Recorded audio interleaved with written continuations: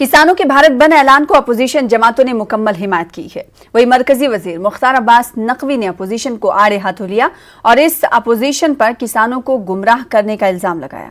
हमारे नुमाइंदे पवन ने मुख्तार अब्बास नकवी से बातचीत की। केंद्रीय मंत्री मुख्तार अब्बास नकवी के साथ सर किसानों ने आज भारत बंद का ऐलान किया है। कुछ राजनीतिक दल भी इसका समर्थन कर रहे हैं, आप किस तरह? देखिए, ये राजनीतिक दल अब कहना इनको ठीक नहीं।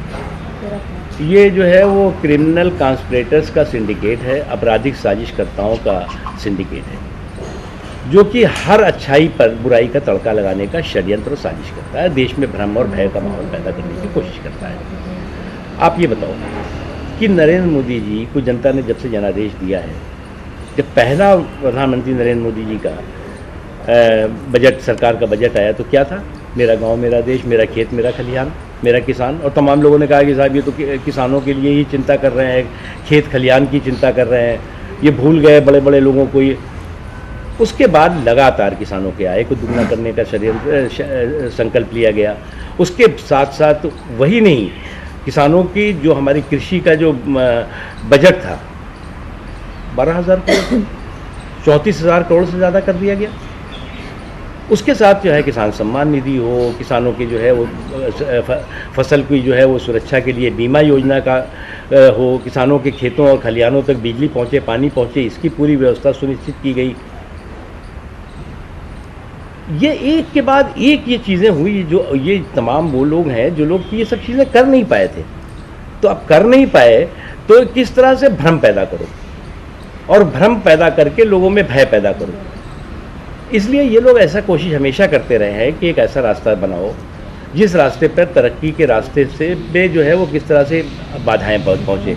और किसानों को, कुछ किसानों भाइयों को भी उन्होंने उस रास्ते पे धक्का दे दिया, और धक्का देने के बाद जो है वो एग्जिट गेट पे ताला लगा दिया। अब जब देखा किसान भी इस बात को समझने लगे कि मोदी जी तो जो है वो किसानों के प्रति बिल्कुल पूरी तरह समर्पित है, तो वो उन्होंने किया क्या कि जो है वो एग्जिट गेट पे जहाँ ताला लगाया था, अपनी एंट्री करके उसमें डबल लॉक लगाना शुरू कर दिया। लेकिन राहुल गांधी कह रहे हैं कि ये तो अडानी अंबानी का कानून है, इससे उनको फ़ायदा होगा। देखो भैया, ये जो है पप्पू का घोंसला और जो पूरी तरह से जो है वो चोचले का पार्टी रह गई है। तो इस पप्पू के घोंसले और लफाजी के चोचले वाली पार्टी का तो कुछ कह नहीं सकते आप। इनका इसी सब बेवकूफ़ियों की वजह से, इसी सब जो है वो अराजकता की वजह से आज कांग्रेस पार्टी जो है बुरी तरह से वेंटिलेटर पर है, लेकिन अराजकता और अहंकार और बेवकूफ़ी जो है एक्सीलेटर पर है। अब कहाँ धाराशायी होंगे, कहाँ धड़ाम से गिरेंगे, इसका अंदाज़ा आप आसानी से लगा सकते हैं। लेकिन एक बात समझना चाहिए कि किसान अच्छी तरह समझदार हैं, किसान इस बात को अच्छी तरह जानते हैं। मैंने भी गाँव में तमाम जगह पूछा, किसान संतुष्ट है कि ये मोदी जी के रहते हमारे हितों पर कोई भी टाका न डाल सकता है, न कुठाराघात कर सकता है। लेकिन किसान कह रहे हैं कि इस तीनों कानून से हटाने से कम कुछ भी हमें मंजूर नहीं है। आप कह रहे हैं बातचीत से रास्ता। देखिए क्या है, सरकार ने टकराव तो कभी नहीं किया ना, टॉक की समाधान का रास्ता चुना।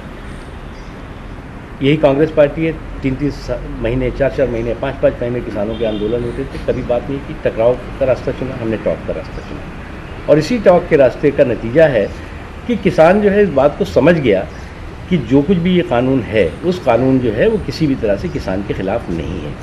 इसीलिए किसान, सरकार ने तो बहुत ओपन दिमाग से करा कि भाई एमएसपी लेके कन्फ्यूज़न है, आप बताओ क्या करना है। लेकिन हल निकल पाएगा 100%, 100% निकलेगा। और ये जो क्रिमिनल कॉन्स्पिरेसी का जो सिंडिकेट है, ये सिंडिकेट पूरी तरह से जो है वो एक्सपोज होगा। धन्यवाद हमसे बात करने के लिए। कैमरा पर्सन जगदीश प्रति के साथ पवन गौड़, टीम दिल्ली।